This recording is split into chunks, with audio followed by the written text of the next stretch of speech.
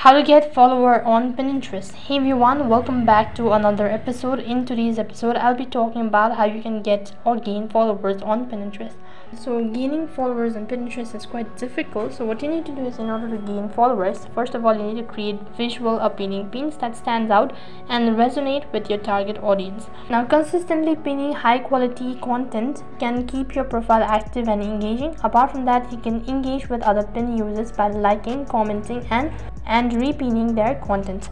After that, you can also join and contribute to group boards in your content to expand your reach. After that, you can also promote your pin profile on other social media platforms and collaborate with influencers to gain exposure. However, gaining followers on Pinterest is a lengthy process. All you have to be is be patient enough and upload high quality content.